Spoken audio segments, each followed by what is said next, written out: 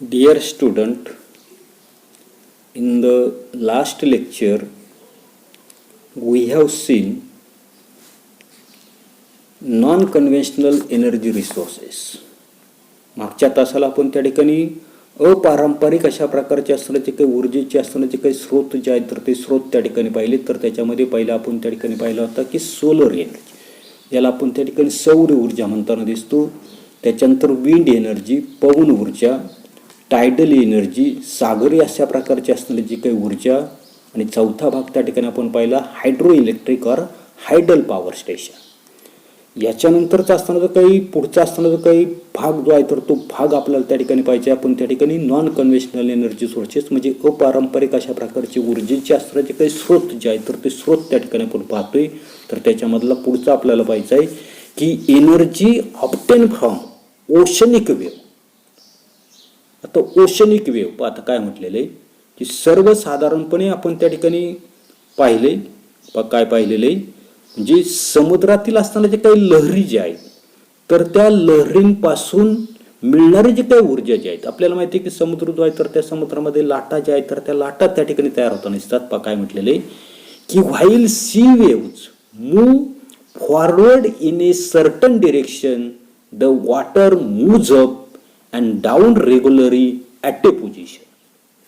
आता तुम्ही जर समुद्र जो आहे तर तो समुद्र पाहिला असेल की मुंबईला त्या ठिकाणी गिरगाव चौपाटीला त्या ठिकाणी गेला असेल तर तुमच्या लक्षात येईल मुंबई दर्शन सहलीला जे होते तर ते सहलीला गेल्यानंतर त्या ठिकाणी पहा किंवा कधी व्हिजिट दिले तर पहा तुम्ही काय सांगितले की while sea waves moves forward in a certain direction. ज्या वेळेला समुद्राच्या पाण्याच्या असणाऱ्या ज्या काही लाटा ज्या आहेत तर त्या लाटा काय होता नसतात मूव्ज फॉरवर्ड म्हणजे पुढे त्या ठिकाणी जाताना असते, एका विशिष्ट दिशेने जाताना दिसतात. द वॉटर मूव्ज अप, मग त्या लाटा जात असताना त्या लाटांबरोबर पाणी जे आहे तर ते पाणी सुद्धा काय होताना असते पुढे त्या ठिकाणी जाताना दिसतं. And down regularly at a position, आणि काही विशिष्ट कालावधीनंतर तेच असणारे जे काही पाणी जे आहे तर ते पाणी काय होताना दिसते पुन्हा त्या ठिकाणी मागे येताना दिसते किंवा खाली येताना दिसते.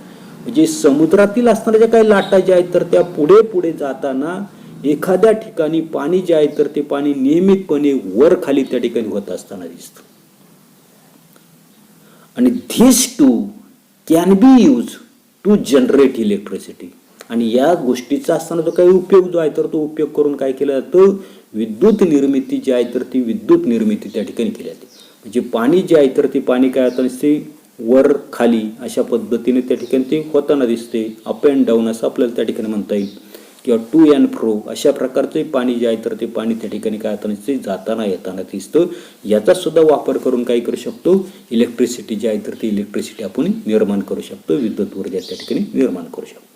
त्याच्यानंतरचा पुढचा भाग आपल्याला सांगितलंय ॲटॉमिक एनर्जी, ज्याला आपण त्या ठिकाणी काय म्हणतो नसतोय अणु ऊर्जा. ॲटम म्हणजे अणु. बघ The serious crisis of electricity shortage can be eased by generating electricity by means of the atomic energy. आता काय सांगितले द सिरियस क्रायसिस, क्रायसिस म्हणजे संकट, टंचाई कसली इलेक्ट्रिसिटी शॉर्टेज, ऊर्जा जी आहे तर त्या ऊर्जेची कमतरता ठिकाणी आहे, तिचं असणारं काही क्रायसिस त्या ठिकाणी आहे. म्हणजे विजेच्या टंचाईचं सिरियस म्हणजे गंभीर अशा प्रकारचं असणारे जे काही संकट जे आहे तर ते संकट लक्षात घेता अणु ऊर्जेद्वारे विजेचं उत्पादन जे आहे तर ते उत्पादन आपण त्या ठिकाणी करू शकतो. The heat liberated during the fission of atom of heavy element such as uranium, thorium is used to generate electricity. पण इथे काय सांगितलं की सर्वसाधारणपणे त्या ठिकाणी आपल्या लक्षात येतं नसते की हेवी एलिमेंट्स जड अशा प्रकारची मूलद्रव्ये. आता जड मूलद्रव्ये या ठिकाणी आपल्याला दोन दिलेली, युरेनियम आहे, थोरेनियम आहे, प्लुटोनियम आहे, असे अनेक आहेत. 10वीला गेल्यानंतर आपण अधिकची असणारी काही माहिती जी आहे ती पाहणार आहे. म्हणजे सर्वसाधारणपणे जड मूलद्रव्याचे असणारे काही अणु जे आहेत तर त्या अणूचं काय करायचं फिशन करायचं, विखंडन त्या ठिकाणी करायचं. आणि या जड मूलद्रव्याच्या विखंडनातून म्हणजे युरेनियम असेल, थोरियम असेल, तर ह्याचे असणारे जे काही अणु जे आहेत तर त्या अणूंचं काय करायचं आपल्याला विखंडन करायचंय आणि त्याच्या विखंडनातून निघणारी जी काही हीट एनर्जी किंवा हीट लिबरेटेड बाहेर पडणारी जी काही उष्णता जी आहे तर त्या उष्णतेचा वापर करून सुद्धा त्या ठिकाणी वीज निर्मिती त्या ठिकाणी केली जाते. कशी केली जाते तर 10वीला आपल्याला त्या ठिकाणी दिलेले, तर त्यावेळेला आपण ते पाहतो. आता पुढे ब्रॅकेटमध्ये काय दिले तर त्याचा आपल्याला विचार करायचा. यूज युअर ब्रेन पॉवर, जरा डोकं चालवायचं. पाहता काय सांगितलं की there is energy in every substances in the universe. Universe म्हणजे विश्व. आपल्याला माहिती आहे की विश्वामधली प्रत्येक असणारा जो काही पदार्थ जो आहे तर त्या पदार्थामध्ये त्या ठिकाणी काय आहे, ऊर्जा त्या ठिकाणी आहे. It is present in living things as well as in the it is present in non living things as well as in the living thing. ही जी असणारी काही ऊर्जा जी आहे तर ती ऊर्जा लिव्हिंग म्हणजे सजीव आणि नॉन लिव्हिंग म्हणजे निर्जीव अशा दोन्ही वस्तूमध्ये त्या ठिकाणी आहे. Why then is energy not visible to us. मग असं जर असेल की ऊर्जा जी आहे तर ती ऊर्जा सजीवांमध्ये आहे, निर्जीव वस्तूमध्ये आहे, मग असं असताना ही जी काही ऊर्जा जी आहे तर ती ऊर्जा आपल्याला का दिसत नाही याचा आपल्याला त्या ठिकाणी विचार करायचा. आता काय सांगताय की मागे आपण त्या ठिकाणी पाहिलेले की energy is capacity to perform work. मागच्या प्रकरणामध्ये आपण पाहिले की ऊर्जा म्हणजे काय तर कार्य करण्याची क्षमता. We can see the work being done due to energy. आपल्याला माहिती की ऊर्जा जी आहे तर त्या ऊर्जेमुळे कार्य त्या ठिकाणी होताना असते, हे आपण त्या ठिकाणी पाहू शकतो. The ability is never visible in the visible form. आता ही जी काही कार्य करण्याची जी काही क्षमता जी आहे तर ती क्षमता आपण दृश्य रूपामध्ये त्या ठिकाणी ती पाहू शकत नाही. आणि thus we cannot see the energy but we can understand and feel it. आणि म्हणून ही जी काही ऊर्जा जी आहे तर ती ऊर्जा आपण त्या ठिकाणी प्रत्यक्ष पाहू शकत नाही, परंतु ही असणारी जी काही ऊर्जा जी आहे तर ती ऊर्जा आपण त्या ठिकाणी समजून घेऊ शकतो किंवा त्या ऊर्जेची असणारी जी काही जाणीव जी आहे तर ती जाणीव मात्र काही होते न दिसते, आपल्याला त्या ठिकाणी ती होताना दिसते. त्याच्यानंतर पुढे आता काय सांगितलेलं आहे की थिंक ओव्हर इट, विचार करायचा. पाहतो note the amount of your electricity bill for last 8 months. तुमच्या घरामध्ये असणारे जे काही मागील 8 महिन्यांचं असणारे जे काही वीज बिल जे आहे तर त्या वीज बिलाची रक्कम त्या ठिकाणी पाहिजे. ते असणारे जे काही वीज बिल जे आहे तर ते वीज बिल अशा प्रकारचं असतं, ते तुम्ही पाहिलं असेल. तुमच्या घरामध्ये प्रत्येकाच्या ज्याच्या घरामध्ये वीज आहे प्रत्येकाच्याच घरामध्ये वीज आहे तर त्यांना प्रत्येक महिन्याला त्या ठिकाणी अशा प्रकारचं विजेचं बिल जे आहे तर ते बिल त्या ठिकाणी येताना दिसतं. आता हे जे असणारे जे काही विजेचं बिल जे आहे तर त्या विजेच्या बिलाची रक्कम आणि प्रत्येक महिन्याचा वीज वापर याच्या संदर्भामध्ये विचार जो आहे तर तो विचार तुम्हाला त्या ठिकाणी करायला सांगितले. तर याच्यामध्ये सर्वसाधारणपणे आपल्या लक्षात येतं नसतं की तुम्ही किती वीज त्या ठिकाणी वापरली, किती युनिट वापरलेली प्रत्येक महिन्याला. अशी 8 महिन्याच्या वीज बिलाची रक्कम त्या ठिकाणी पाहिजे आणि प्रत्येक महिन्याचा वीज वापर नेमका किती याचा विचार जो आहे तर तो विचार तुम्हाला त्या ठिकाणी करायचे. आता पुढे की energy saving and green energy. आता एनर्जी सेव्हिंग म्हणजे ऊर्जा बचत आपल्याला त्या ठिकाणी करायची आणि दुसरं आपल्याला सांगितलं ग्रीन एनर्जी, हरित ऊर्जा. In a way saving energy is as good as generating energy. अर्थ नीट लक्षात घ्या. काय सांगितले सेव्हिंग एनर्जी म्हणजे ऊर्जेची बचत. काय सांगितले is as good as generating energy.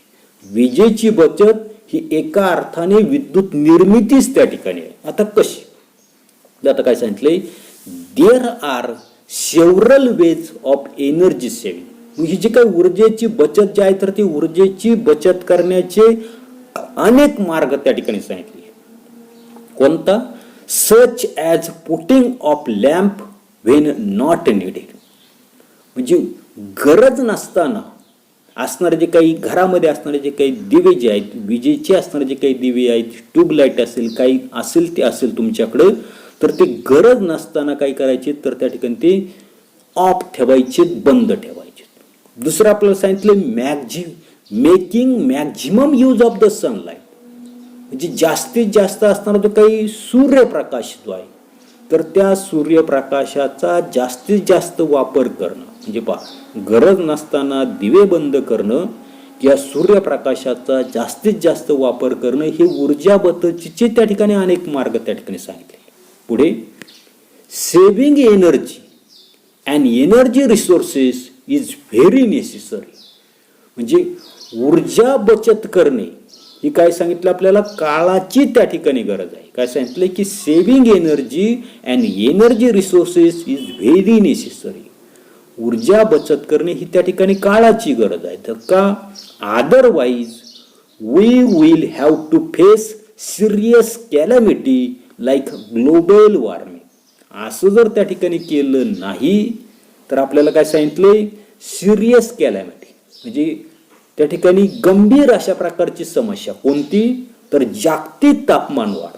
आता जागतिक तापमान वाढ काय होतोय तर ते आपण पुढे 9वी 10वीला पाहणार आहे, तर त्यावेळेला आपल्याला त्या ठिकाणी लक्षात येईल. पुढे the energy resources which do not produce smoke and carbon gases such as carbon dioxide or carbon monoxide are called green energy resources. या ठिकाणी हरित ऊर्जा, हरित ऊर्जा स्रोत कशाला म्हटलेलं आहे की अशा प्रकारचे एनर्जी सोर्सेस काय सांगितले, which do not produce smoke and carbon gases. म्हणजे अशा प्रकारचे ऊर्जेचे स्रोत की ज्या स्रोतांच्या वापरामधून आपल्याला त्या ठिकाणी धूर असेल किंवा कार्बन जो आहे तर त्या कार्बनचे असणारे काही विविध अशा प्रकारचे असणारे काही घटक, उदाहरणार्थ आपल्याला सांगितलं की कार्बन डायऑक्साईड किंवा कार्बन मोनॉक्साईड त्याच्यामधून काय होताना दिसत नाही, तयार होताना त्या ठिकाणी दिसत नाही, निर्माण होत नाही.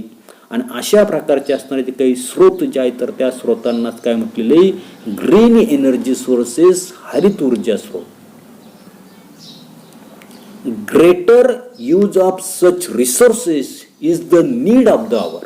काय सांगितलेलं आहे, अर्थ नीट लक्षात घ्या. Greater use of such resources is the need of the hour. Need of the hour म्हणजे काळाची गरज. आणि म्हणून अशा प्रकारचे हरित ऊर्जेचे स्रोत त्या ठिकाणी वापरणं ही काळाची त्या ठिकाणी गरज जी आहे तर ती गरज त्या ठिकाणी आहे. याच्याविषयीची माहिती पुन्हा आपण त्या ठिकाणी 10वीला त्या ठिकाणी पाहणार आहोत. पाहता पुढे, व्हॉट वी हॅव लर्न. आपण काय शिकलो. Work is done when an object undergo displacement on application of a force.